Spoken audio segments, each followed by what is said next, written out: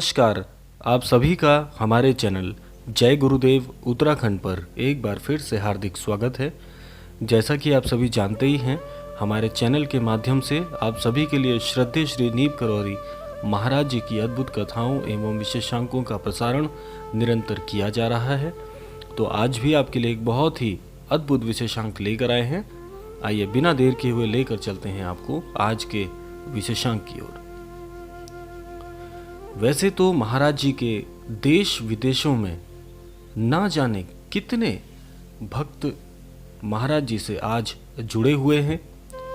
महाराज जी को अपनी श्रद्धा भाव प्रस्तुत करते रहते हैं।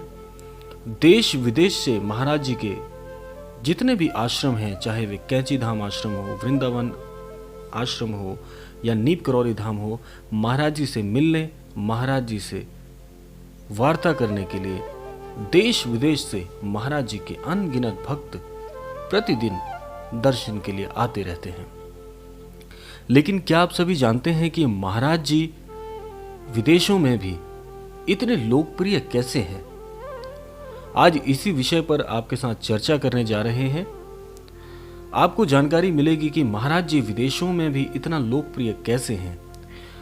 देखिए, महाराज जी की जो शिक्षाएं हैं उसमें सदैव, वैसे तो उन महाराज जी की सभी शिक्षाएं आपके जीवन को परिवर्तन करने के लिए बहुत हद तक सक्षम है, लेकिन कुछ एक शिक्षाएं ऐसी हैं जो जीवन में आप निरंतर यदि शामिल करते हैं तो आपके जीवन में निश्चित तौर पे बड़े बदलाव आने संभव है। महाराज जी की सबसे अद्भुत जो शिक्षा है, जो जीवन में उतारने लायक है, वह यही है कि आपको सद्भाव और समभाव की जो भावना है वह अपने जीवन में सम्मिलित करनी होती है। जब आप जीवन में समभाव रखते हैं, समभाव का आशय है कि सभी को एक समान देखना, सभी से एक समान व्यवहार करना, चाहे वे किसी भी धर्म से, किसी भी पंथ से क्यों ना जुड़े हुए हों, सभी के साथ समभाव रखना चाहिए। क्योंकि ऐसा करने से आपको मन में जो संतुष्टि का भाव आपके आता है कि आप सभी से एक प्रकार से एक समान व्यवहार जब आप करना प्रारंभ कर देते हैं तो आपके जीवन में ना जाने कितने सारे लोग एक व्यवहार के साथ जुड़ना प्रारंभ हो जाते हैं। और ये जीवन इतना सूक्ष्म है, इतना संक्षिप्त है कि ना जाने कब, कहां पर, किस मोड़ पर आपको किसकी सहायता की आवश्यकता हो जाए। देखिए, सहायता के लिए जो भी घटनाएं हैं या माध्यम है वह तो ईश्वर ही तय करते हैं, लेकिन उसके लिए आपको सभी से समभाव रखना बहुत आवश्यक है।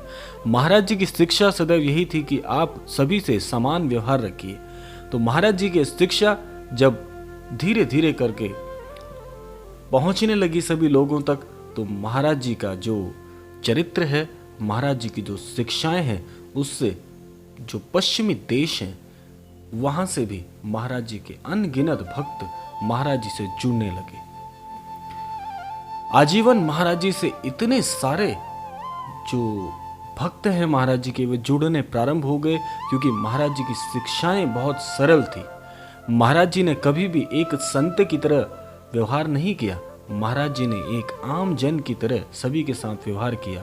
महाराज जी की यदि आप महाराज जी के विषय में और गूढ़ जानकारी आप प्राप्त करना चाहते हैं तो आपने देखा ही होगा कि महाराज जी की जो वेशभूषा है उससे कभी भी महाराज जी एक संत की भांति नहीं लगते थे।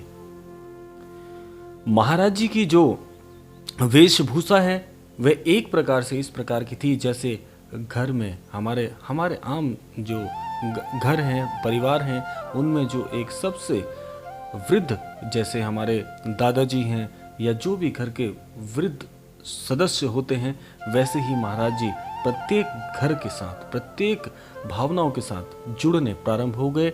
उसी प्रकार से जैसे कि हम अपने घर में दादाजी का सम्मान करते हैं, जो वृद्ध जन हैं, वयोवृद्ध जो जन होते हैं, जिनको सारा समाज सम्मान की दृष्टि से और सम्मान कार्य के साथ देखता है, उसी प्रकार से महाराज जी प्रत्येक घर से धीरे धीरे जुड़ने लगे।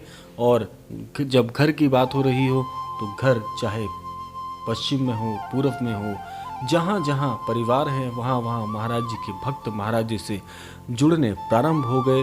और समय के अनुरूप, समय के चलते महाराज जी की ख्याति, महाराज जी का जो विनोद आमोद प्रिय जो व्यवहार है वह पश्चिमी देशों से भी जुड़ने लगा और महाराज जी के अनन्य और असंख्य भक्त हो गए। और महाराज जी के बहुत सारे भक्त ऐसे हुए हैं जिनमें आप जानते ही हैं, मार्क्स जुकरबर्ग हैं, जूलिया रॉबर्ट्स हैं, स्टीव जॉब्स हैं, जय उत्तल हैं, रामदास जी हैं, ना जाने ऐसे कितने कितने ख्यातिपूर्ण जो जन है वह महाराज जी से जुड़ने लगे और अपने जीवन में महाराज जी के आशीर्वाद से सभी आयामों को छूने लगे। मार्क जुकरबर्ग के बारे में आप जानते ही होंगे, फेसबुक के संस्थापक हैं। कहते हैं कि महाराज जी से जब उनका जो कार्यस्थल था और कार्य की जो प्रणाली थी जब वह बहुत ज़्यादा डगमगा गई तो स्टीव जॉब्स जो कि एप्पल के संस्थापक हैं, उनके कहने पर मार्क्स जुकरबर्ग भारत आए और महाराज जी से आशीर्वाद लिया। आशीर्वाद प्राप्त करने के पश्चात जब मार्क्स जुकरबर्ग जब भारत आए उस समय महाराज जी सूक्ष्म रूप में विलीन हो गए थे और महाराज जी के विग्रह के सामने ही मार्क जुकरबर्ग ने सारी अपनी व्यथा कही और उससे उन्हें जीवन में नई एक मार्गदर्शन उनको प्राप्त हुआ। और उसी मार्गदर्शन से आज आप जानते ही हैं, फेसबुक जो उनकी एक पूरी संस्था है वह बहुत लोकप्रिय है और निरंतर जीवन में आगे बढ़ते जा रही है। तो यह कुछ मैंने आपको उदाहरण बताए कि जो ख्यातिपूर्ण हस्तियां हैं वह भी महाराज जी से आशीर्वाद लेकर अपने जीवन में बहुत हद तक कामयाब हो गए हैं।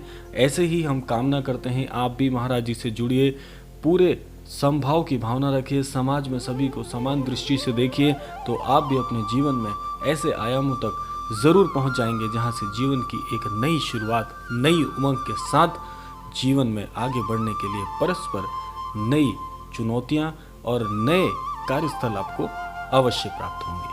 तो यह था आज का विशेषांक। मिलते हैं आपसे अगले विशेषांक में, तब तक के लिए जय श्री राम, जय गुरुदेव, जय उत्तराखंड।